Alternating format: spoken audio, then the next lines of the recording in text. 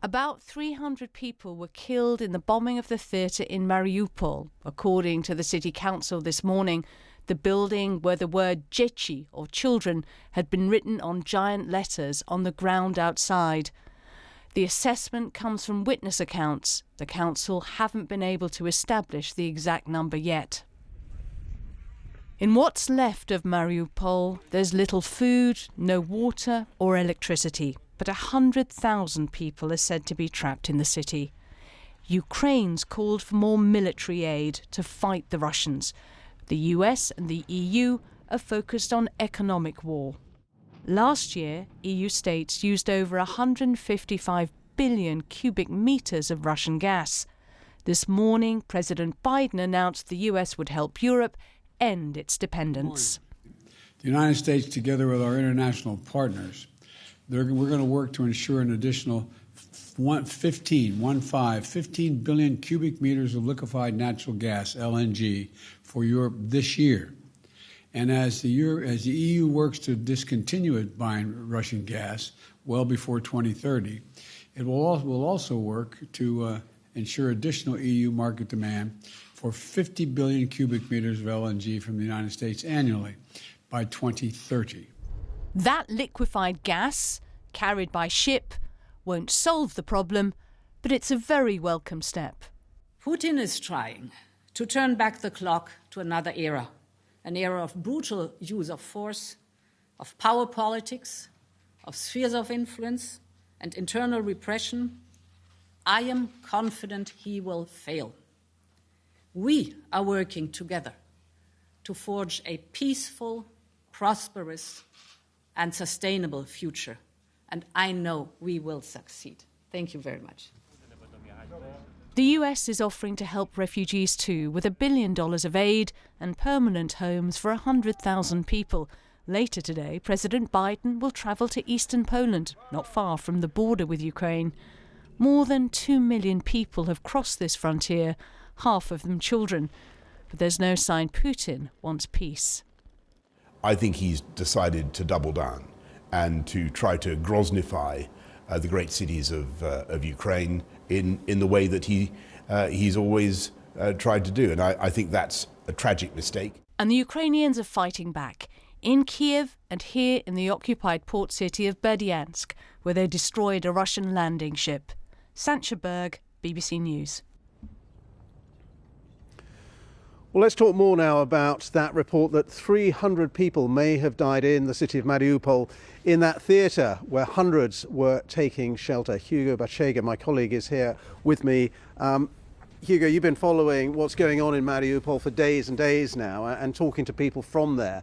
It's difficult to be clear about the number of people who may have died in that particular attack at the theatre. So this is the first time that we're getting, a figure of how many people could have died. But we should say that this is based on eyewitnesses, so it doesn't seem that this is an official figure from the city council. But based on interviews we did with city officials, with people who had been in the theatre before the attack, we understand that up to 1,000 people were there days before the attack. So we still don't know if 1,000 people, hundreds of people were there at the moment of the attack. Now, communication with Mariupol is extremely difficult, so it's really, really hard to verify information. We did manage, though, to talk to two survivors of the attack, and they described some chaotic scenes in the aftermath of the attack. And if you look at pictures from the building, half of it was destroyed. And let's not forget that this was a theatre that had been clearly marked as a civilian shelter with the word children written outside the building. And what about the wider situation in Mariupol? I mean, it's just desperate, isn't it? It really is. And I spoke to the mayor earlier today, and he described, a chaotic situation because of the humanitarian crisis. Food supplies are running low, water supplies are running low, and he described, relentless, Russian attacks with entire neighborhoods now completely destroyed. And we know that about 100,000 people remain trapped inside Mariupol. And Mariupol has been a city where Russian officials and Ukrainian officials have been unable to create those humanitarian corridors to allow the evacuation of civilians. So thousands have managed to escape in recent days, but just because they have cars, they have means to do that. But tens of thousands remain trapped with no way of getting out. Really a horrific situation there in Mariupol. Hugo Bachega, thank you very much indeed for bringing us up to date on the situation there. So as we've been saying in Mariupol, that humanitarian situation continuing to deteriorate. As Hugo was saying, an estimated 100,000 civilians running out of basic food and water supplies. Wira Davis, our correspondent, reports from the southern road towards Mariupol, where defensive Ukrainian positions are preparing for the next phase in the conflict. Well, after about 4 weeks of war, Russia certainly would have thought it would have made more progress than this. And it's fair to say that in the last couple of days, neither side seems to have made too much progress on the ground. These are the last Ukrainian defensive positions in the south of the country before the front line, which is just a couple of kilometres away. And these are very dangerous positions. Plenty of mortars and shells have been landing in this area over the last couple of days. And in the distance, we've been hearing the sound of bombing and shelling of the city of Mariupol, which is just down the road here.